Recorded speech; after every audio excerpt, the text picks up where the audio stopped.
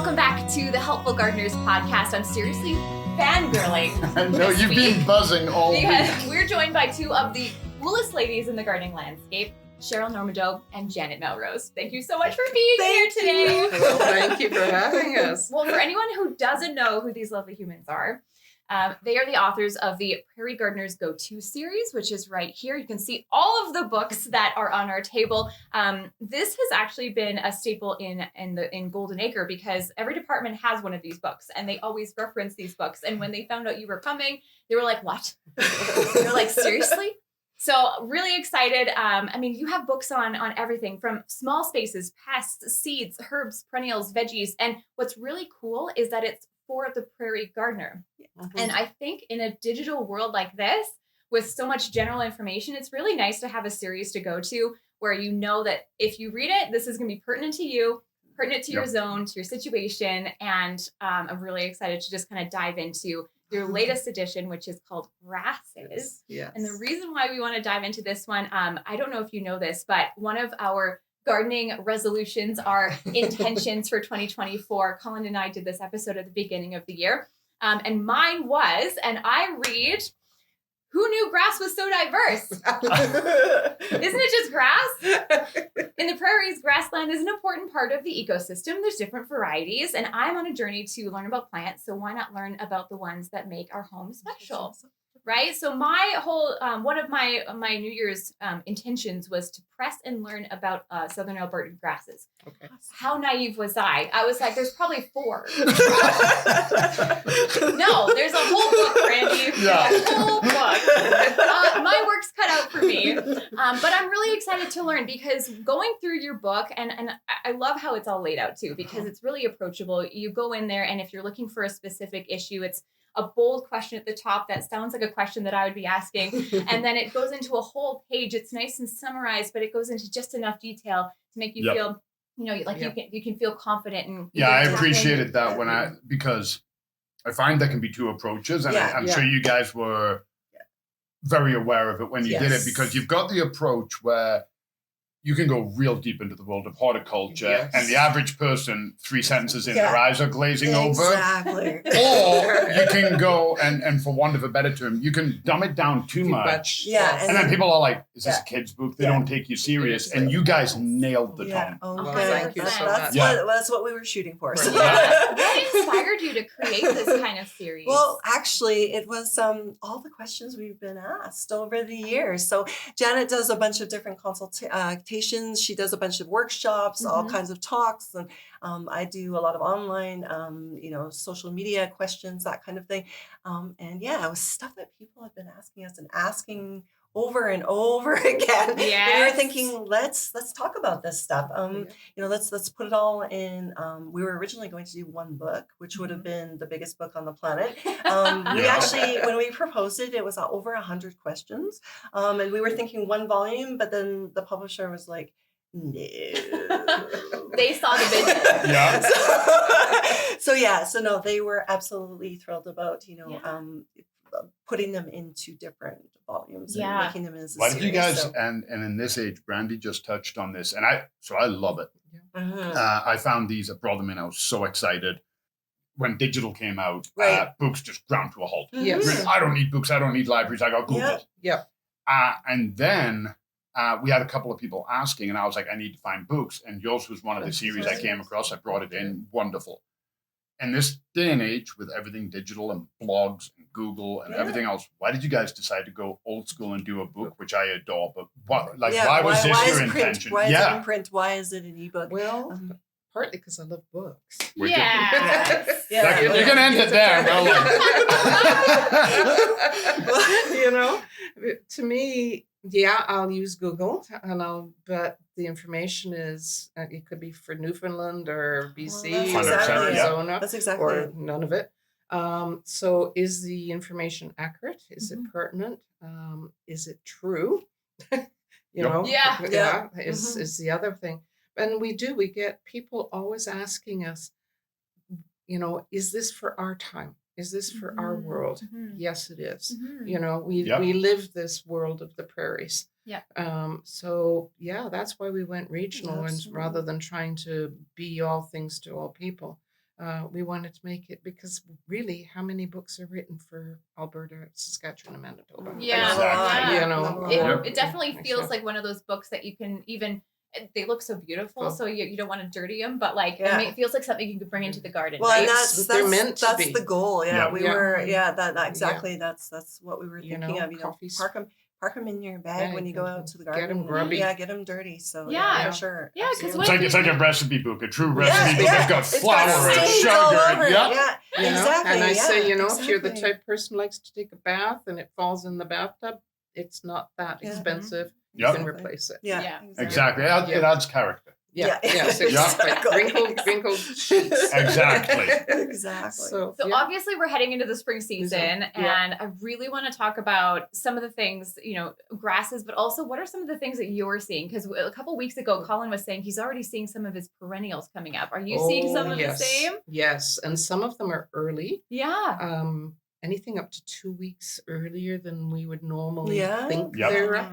For instance, my hepatica, whether it's in full shade or in sun, because hepatica is such a versatile one, it's in full bloom right now. And usually I don't think of hepatica as blooming before the first week of May. No. Wow. Yeah. So I think we're Really? 2 weeks ahead. Yeah. Yeah, my Yeah. my daily. It's funny because I liked what you said there. Some Yeah. things and some things not because my daylilies are huge Way- now. Right. Yes, Yeah. exactly. Mhm. Everything is up in the Absolutely. garden, and yet I've seen tulips. Haven't seen a tulip flower yet. Yeah. No, No. But not I've yet. seen daffodils flower. Oh, Yeah. have you? Yeah, Oh, mind you, wonderful. that was in a nice little courtyard area. Okay. So a little bit of a Little sun heat trap, trap little in Yeah. heat there. cone, Something. yeah. Yeah. Yeah, something but nice. what I haven't seen out are the queen bees. No, Oh. I haven't really either. Oh, Actually, wow. No, I've Yeah. seen a couple Yeah. of bees. Mhm. I've seen lots of flies and things like Yep. that. Yeah. A couple of ladybugs and stuff. Yep. But the queen bees aren't out yet. Yeah, I haven't seen them either. No, actually, you know so- what? Now that you've, I hadn't even considered that because I've Yeah. seen. Yeah. I cleaned up my yard. Yeah. Nothing deep. Yeah, I saw the usual culprits: centipedes, Centipedes, ladybirds. Yeah. Yep. Yeah. but not the bees yet. No. So that tells me that they're still on regular time. Yep. Yeah, I saw some not daffodils, dandelions the other day, Yeah. and I Oh, was super happy. My yeah. first clutch of dandelions. I was I like, haven't even Yeah. seen those yet. Yeah. So. So, I figure that probably by the first week of May, then we're going to have our lady beetle, our queen bees. Queen bees. Yeah. So from that perspective, as soon as I see the queen bees, that tells me I can get gardening. Mhm. Because right now I'm not gardening. Yeah.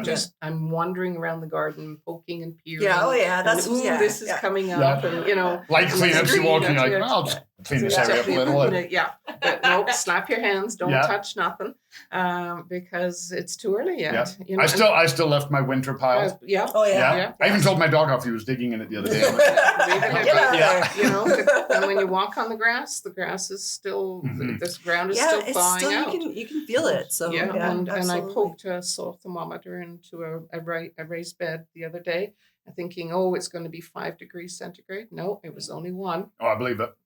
So- But still, I had somebody asking me about. We do. It's wonderful to see. We've noticed this trend over the last 3 or 4 years. So many people are turning to biological controls Mhm. instead Yes. of chemicals. Yes. And everybody wants to get a jump start on their nematodes. Right. Yes. But yeah. the soil has to be Yeah, it 10, has to be, 10 yeah. degrees. Yeah. Yes. And people are like, can I put them out? Can I? It's and like just no, wait. wait. Yeah. Wait until June. Yeah. know? I get it. We want to. Yeah. I'm guilty too. Yeah. I've done more than you. Yeah. I've already cleaned up some of my garden. I Yeah. didn't slap my hands. I was like, clean up this area. Yeah, but You know, shouldn't be. Whatever, doing it. Janet's not looking. But I'm still waiting. Yeah. I've turned a couple of beds. I've done some light things, but my winter pile is still there. Yeah. I haven't done anything major. I haven't pruned You've tickled. anything. Exactly. Oh, I Yeah. like that. You Yeah. tickled. Yeah. Yeah. Yeah. And that's That works. bend a few stems off, Oh, but yeah. that's Mhm. about it. But no, not getting in the soil yet. Yeah, Yeah. and you, So- you briefly talked about your lawn, and when we're talking about Yeah. grasses and sort of the spring chores that you can be doing, what kinds of things would you recommend our listeners and viewers do? Okay, as soon as the queen bees come out. Yes, as soon as the queen bees come out, All right. yes. Well, if you do have lawn, I'm very, very good at killing lawn, so I have no lawn. So Love it. assuming you have a lawn, to me, it's a light rake, just getting rid of the winter debris. Yeah. You know, and if you've got snow mold, you want to rake that Or up and bowl damage like we have at the Oh, community garden. yeah. It's absolutely Oh, insane this yeah. year. Yeah. So yeah. Those So are we're gonna gonna be have to fun. give it a good rake. Yeah. Yeah. Absolutely. You know, but not a No. you know, Lift the grass just blades, so get it's, some Just get the airflow. debris get out. some Yeah, air, get yeah. the debris out. To me, that would be my first thing if I had a lawn. Yeah. For me, the next thing is I don't cut my perennials down in the fall. I let them stay up. So now I'm going to start bending over and removing some of the stems and Yeah. just tidying things up a little bit.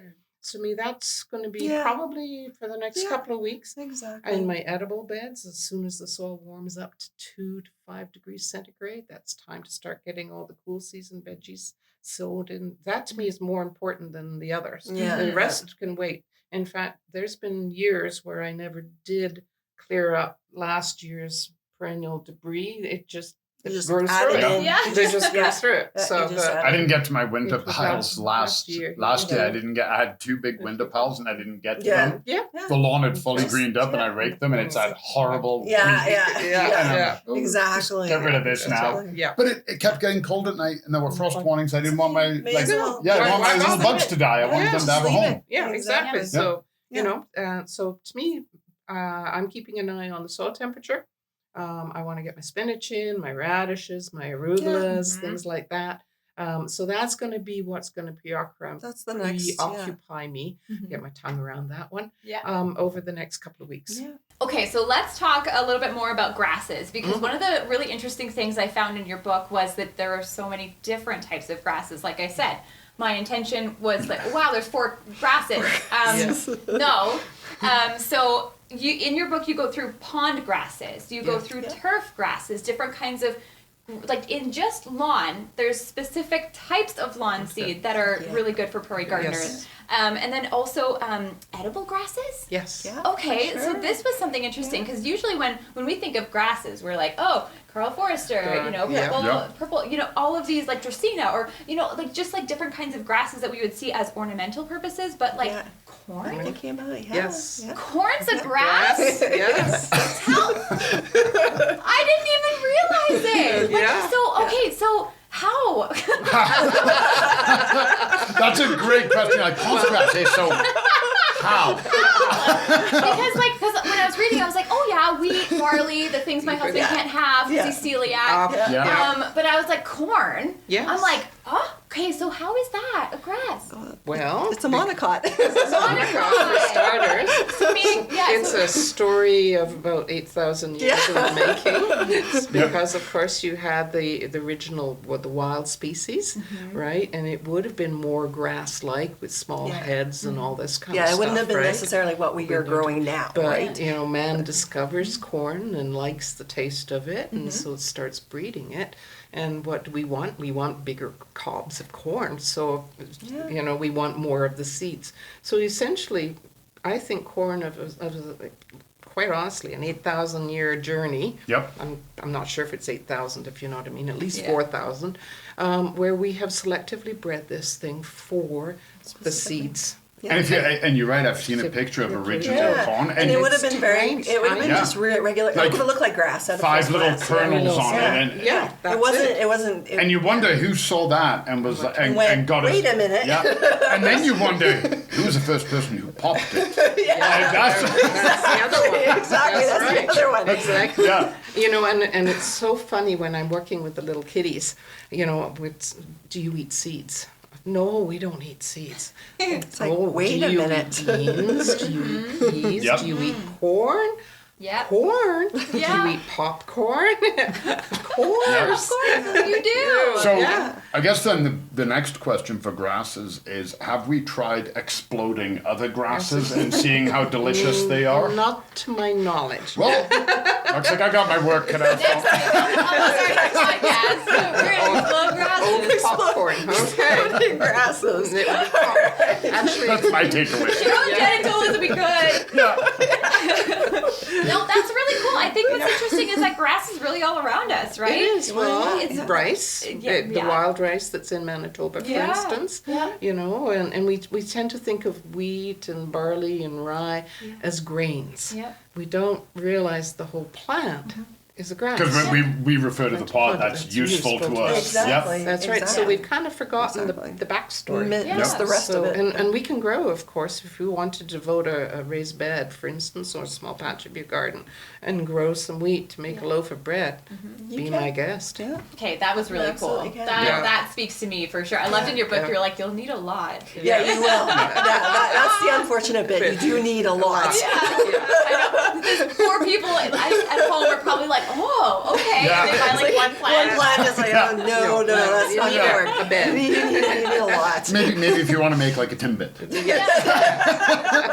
not Yeah. even. Not But even. I've actually seen there was a garden years ago in Montreal, and I'm not sure where the people were from. We landscaped it, and I never thought to ask them.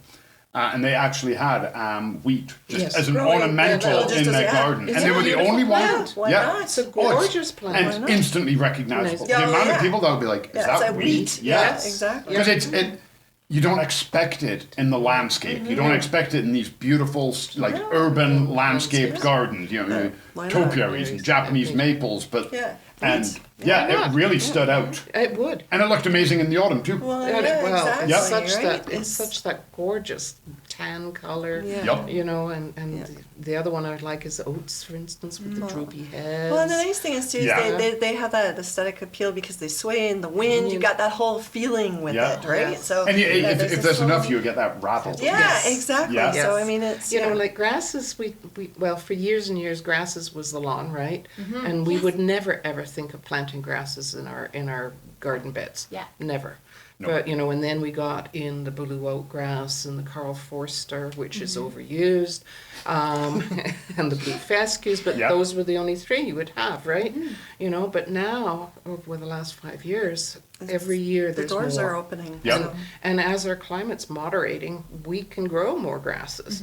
You know, there's still the perennial ones, which are perennial to us, and then the annual ones, which are usually perennial to somebody else. Yes. Right, but Yeah. annual to us. Yeah. But over the years, we Yeah. have much more of a More palette And to I'm us. More glad you choice. brought that up because Brandy and I were talking about this about half an hour before you guys Yeah. got here, and we Yeah. were kind of discussing the podcasting grasses. They are either ridiculously overused Used. or massively underutilized in the Yes. landscape. Yeah. Yes. And that's true. That's There's, exactly there's accurate. never the, Yeah. There's no no balance. balance. exactly that's it. Yeah. Yeah. And you guys are seeing that change. Yeah. Uh-huh. Yeah, I think so. Yeah, I'm seeing a lot more. Well, especially I don't know. I'm talking to a lot of people who are trying to put more grasses in their own gardens. They're talking to me about landscaping more with grasses. They're actually thinking Wonderful. about mixing them with other perennial flowers, that kind of thing. They're trying to implement them, put them in between shrubs, that kind of thing. So they're using all different kinds, and we're seeing them more and more in containers, Oh, like definitely. annual grasses in containers. So that seems to be a big trend because they look so beautiful. Yeah. They withstand the weather a little bit better, you know, that kind of thing. They look beautiful when they're swaying in the wind, like I was saying. So it's all of those factors, and we are seeing this, and we're talking to people I like who that are you mentioned who are that. bringing that in, you know. Because So, grasses have, when we think of grass, a lot of people, I think, were guilty and like you were saying, not realizing how many there were. Yeah. And you say to the average person, grass, they're going to think Kentucky blue. Well, yeah, Yes. exactly, Okay? right? And They we are, think right? these Yeah. root systems, and if it doesn't get watered every day, Yeah. it goes dormant. Yeah. But these grasses, the prairie grasses, those roots would be 8 foot, 10 Yeah. foot deep. Like they held the soil. Exactly. That was And we their wonder, function. exactly. Exactly. They held the prairies together. Yeah. Yes. Yeah. You know, and we Literally. wonder why we've got dust bowls and, Yeah, and everything exactly, happening now. right. Yeah. So these grasses, they're ornamental, they're beautiful, and once they're established, I imagine they take significantly less water. Oh, Well, yes. yeah, absolutely. You know, That's the key, right? And people are it's thinking about that. interesting because we used to think prairies deep roots, and so that they draw the water from deep. But no, actually, grasses, most of them, they still draw most of their water from the 60 centimeters level. But the deep roots are there, literally, as you say, to hold the prairies Yep. together, and it holds our gardens together. But you know, the massive roots that they have absorb and retain all of that moisture. So grasses for us is a natural. We are part of the grasslands biome. Yep. Yeah. Why are we ignoring something? Yeah, Especially when you can do it ornamental. Exactly. Right, Yes. exactly, yeah. You So- know, and the functions that they provide in the landscape, you know, from habitat wildlife corridors. I can see my cats wandering through the corridors in my so, and the skunks too. But they're a good habitat for the small prairie birds. Well, that's exactly it. Yes. They can dart in where the bigger birds can't get into them, so they've got safety. Those little birds that you see holding on to a blade of grass eat. Exactly. Yeah. So we need to employ what's natural to our biome, for our world. And we've been ignoring it. We've been relegating it. It's just a native plant. It's weedy. It doesn't behave itself, whatever. Yeah. But when you start really looking at them, then you see all the different shapes of them and the seed heads, the flowers. We can also source grasses from other temperate climates. So they might not be native to us, but they were native to over here, and they'll survive beautifully here. Yeah. And that's where we're seeing the diversity coming to us. So much more on being offered. I've only ever seen it done once, and I think it was in Ottawa. Don't hold me to this. And it was an entire ornamental bed, and it was filled with all different ornamental grasses. Oh, beautiful. Yes, breathtaking. Stunning. It was, That would be great. Well, that's the thing. It was inspiring. Yeah. And then all through the seasons too, right? You think about grasses and everybody goes, well, it's just, the value when they're green. No, it's the whole seasonality of grasses. Some of them change to really, really beautiful, bold colors in the fall, right? Yeah. And you get these goldens and the reds and the feather heads. And they hold their shape in the winter. Exactly. So, there's so many benefits just from an aesthetic point of view. And then you've got all the rest too. That's what you were talking about. You guys are making like a grass romance novel. It sounds so romantic though, right? The fact that you can enjoy grasses because it's good for the wildlife, it's good for that seasonal interest. And I think as like gardeners, especially if you're looking at ways to enjoy your home in the seasonal climate like us, having things that do change and something to look forward to in the fall is really interesting. It is. And I also have heard of people even harvesting their grass in the fall, bringing it inside. And that's the thing, treating it like a cut flower basically, but a dried grass to decorate with. And you see them in the big vases and stuff. Yeah. Why not? We may as well. So I've got some miscanthus. Thank you. in a wicker basket, and it's been in my house for years. So let me ask you a question, Janet. I want, if you can't answer this a little bit more, when you said behaving themselves, because we hear it a lot where people get a grass and they go, I love it, but they buy it in the 4-inch or the 9-centimeter pot. And then all of a sudden, at the end of the season, it's like, whoo, and then next season, And how do we regulate that? Well, I think there's two ones. One, you got to know the grasses because they fall into roughly two groups. One is what we call the running grasses, and those are the ones that run. Yeah. Okay, so lime grass, ribbon grass. Okay, those are the rhizomic ones. And if you've got a space to fill, go for it, right? But if you want to not have them overrun your garden, go for the clumping grasses. So these are the fibrous rooted ones. Carl Forster. We can't talk about grasses without bringing them up, right? And actually, ever since I learned that Carl Forster was one of the first people to advocate including grasses as an ornamental in our beds. Mm-hmm. In fact, he called grasses the hair of earth. The hair of Mother Earth.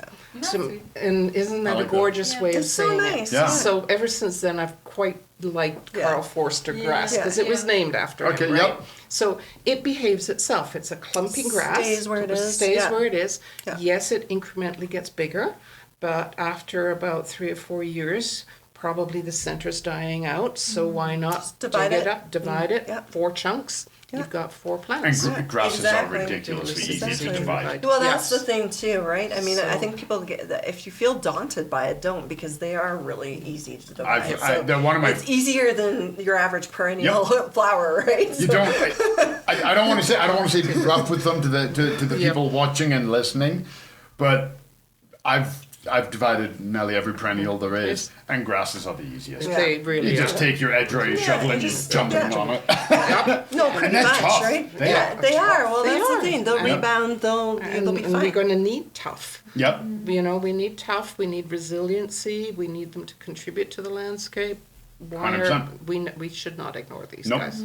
And a lot of them too are, especially again, because they evolved to be in this climate resilient. over millennia. Yeah. So they are more resistant to the bugs and disease that are in this climate right. than other plants that we've brought in that are susceptible to whatever bugs or Exactly. diseases that are here. You know, and really in the book where we were searching for what is going to affect our grasses, you know, and there's not a lot. Yeah, No. we were the pests and diseases chapter. I don't know if anybody's noticed, but it's a little bit sparser than some of the others because of that. Yeah, It's sparse, but you do also have a lot of information. I really loved like how you even got pictures because like don't you know when people go out to their lawn, for example, and they're looking at whatever they have and they're just like, I see this thing, but then they try to Google that thing and it's just like, It's like, you're not how do looking up the I right thing. search up what are the keywords? I use Exactly, for this? exactly. But you go right into it, like chinch bug, which I think was like one of the biggest last ones year. Yeah, Last year. It will be this year. It will be Yeah. again this year. Yeah, just because of conditions. So Yeah. Yeah, it will be this year. absolutely. Yeah, and when I saw one sitting there on my trowel, I went, oh. Hello. That's the other thing. The pictures we've taken almost all the photos in all of the books, so it's something that we've gone Oh, through. that's We've incredible. seen. This is something that we've experienced. Like these are not stock photos. These are pictures that we have taken. Yep, So including it's mealybugs on our including plants. mealybugs. And we were just talking about mealybugs when we were driving over here. So I mean, this is the thing. We get in there and do it. So and we notice things like that, right? And we pay attention. So yeah. And yeah, we did again really good with the biologicals last year. Yeah. We couldn't keep chinch bug nematodes in Right. stock. Yeah. And Yeah. a lot of the ant buster one is doing great for us. And Okay. people ask, they go, "How do I know it's working?" And I go, "You see less ants." Yeah. Yes, Yeah. exactly. Exactly. Like, You know, That's the and thing, and it's so does it kill ants? Yep, they are pretty nefarious. They go down into the nest and they get into the eggs and they eat them. And then Okay. if there's more, so they just keep depleting the nest. Yeah. Okay. And I give some to somebody I work with. They were telling me they had an ant's nest and they couldn't get to it Yes. because it was right. under their deck. Right. Yeah. Right. And they're like, Yeah. I can't dig it out. I can't do anything. Can't get in there. Yeah. I said, "Does your deck have slats?" They said, "Yeah." And I said, "Okay, water the nematodes through Throw it." them in there. Perfect. So they did that, and they were like, "Wow, Wow, what that a works. difference! That's I'm not having ants Yeah. all over my deck. See one or two. Yeah. It's- But not. Yeah. Exactly. They're not gonna They're not going to wipe go away. them out. You're not exactly. going to. Yeah. It's It's- But you're controlling them. Yeah. You're basically, I always like it when we think we're controlling ants. I think that's sort of an oxymoron. But anyway, We're inspiring them in different ways. There we go. we're moving them along. Yeah. But for me, yes, a lot of people do. They've got ants in their lawns and things like that. So how do we manage these very beneficial insects Yep. that are too much of a good thing? Yep. And usually, you know, when you mow your lawn and you end up with ant bites, not a good plan for either the ants or for you. So yeah, let's figure a way of The only- working Deal with it. Yeah. Only time I've ever really dealt with ants as a problem. Yeah. One time, my mum had a clematis. She absolutely adored, and the ants Yes, built a nest yes. directly under it, and they chewed all the roots off because they were in their way. Okay. Yeah. I took care of that because I had to save Yeah. my mum's clematis, and Yeah. then there was another one right where we wanted to enjoy the garden. Yes. And So every time we ants, sat yeah. there, you'd Yeah. sit and Yeah, they'd ants. be crawling all So, over. Yeah. you yeah. know, basically the interaction is conflict. Yeah. So we're let's like, change the conflict. yeah, can you move along? Yeah. Yeah. Go anywhere else. Yeah. I'm Yeah, we okay don't- with that because, like you Yep. said, they are huge. They're indicators of other garden stress. They turn the soil. They aerate the soil. They are. Disperse seeds. Yes. Yeah. They're not going to eat your plants. No. They have that's no exactly interest in it. your plants whatsoever, and they really have no interest in you. No. You're that's standing the on thing, their yeah. home. That's why they're crawling up your. Yeah, you know, they're great to get a little like Yeah. Exactly. They're not coming in my house at night when I'm sleeping and slapping me awake. We might need another discussion there. But if somebody comes and stands on my house, I have a right to go on the Yeah. roof and be like, Yeah. "What's up, dude?" Yeah, exactly. Exactly. Actually, one of my favorite control techniques for ants is you take a bucket. Yeah, this is a right? good one. so it's got holes in the bottom, and you fill it up with a mixture of soil and frosted flakes, right? Frosted Flakes. Yeah. Sugar, yeah. The sugar. Or Fruit Loops. Or fruit loops. I prefer frosted flakes. And then you just place it on top of the ant's nest. Well, where are they going to go? And when the buckets full of ants, Take you it. take it and put it somewhere else. That's so smart. That. Okay, that's my. I learned enough. I'm out of Next here. week, Okay. All my decades, I've never. Yeah. That is. I have an ant's nest that doesn't bother me, and I want to try that on them. Just to see. Yeah. Just to Yeah. see. I'll just take them on a walk around the garden and take them home again. Take them home Yeah. afterwards. You know, and it works. You know, Of course, I never even thought because you've got the soil is protecting them; they don't feel exposed. It doesn't Yeah. hurt them. It just moves Yeah. them. just move them along. And it moves them en masse. So And I it's usually like, move yeah. them into the back alley. Yeah. Yeah. Yeah. Okay, so before we kind of wrap things up, I really want to chat just with, if somebody is really inspired by today's episode and they want to get started with grasses in their garden, how do you recommend them approaching that? Oh, that's a good question. I mean, right? I mean, it's Yeah. lawns, it's ornamental, it's ponds. Yeah. You can incorporate There's a them. lot. Like- Wherever you want. Right? To me, I would go and visit some public gardens. Okay. That's That a will really good idea. have them. Get some inspiration from Yeah. that. And one That's of Brandy's Yeah. jam. That's my favorite thing. And one, I don't know if you know of the Fire Chief Garden. It's No. a rooftop garden down near the Delta Yeah, Hotel on it's 4th great. Avenue. Yeah. And it's a rooftop garden, and Wow. it's a full-on prairie biome Yeah. with grasses. And I don't think they water How do you it get much in? at Like all. it's open. walk up You the just steps, walk up the steps. Yeah. Do you know I fly Field over trip? that building every day? I've never seen it. Field trip. Yeah, field Field trip. trip. Okay. Yes, field So, trip. you know, and Yeah. then I would go to garden centers and I would say, and I'd look and see what the offerings are, because there's no point in hankering after something that's not available. Yep. Yeah. Though you can ask if they can bring it in next year type of stuff. But I would be looking for the form that is appealing to me. I would want to learn a little bit what's the flowers going to look like. We don't think of flowers with No, grasses.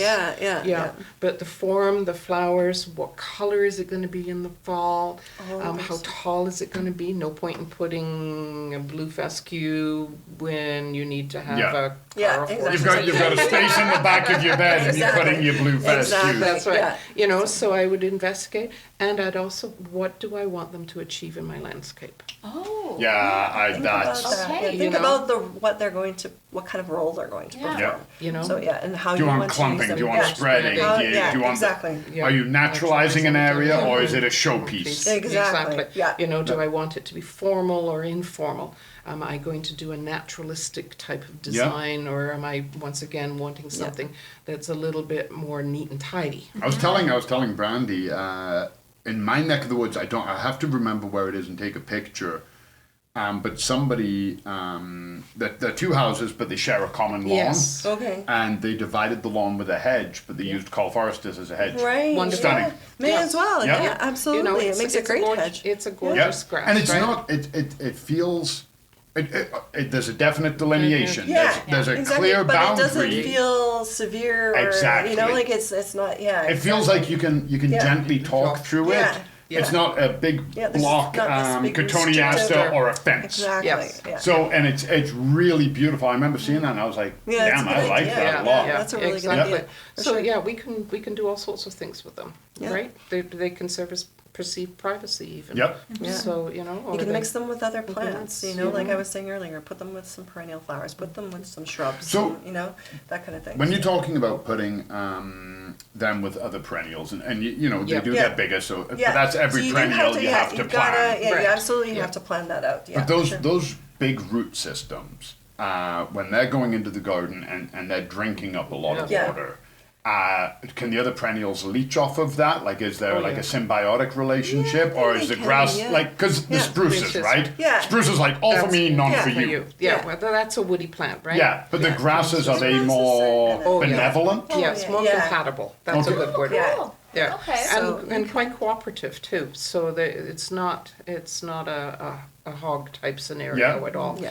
I never seem to encounter that, and I've got quite a number of them in my garden. Yeah. Wonderful. So, What about like a small space garden though? Like how can you incorporate grasses in a small space? Well, I think, for example, on my balcony last year, I did a couple containers, and I did mixed grasses mixed with herbs and a few other little things.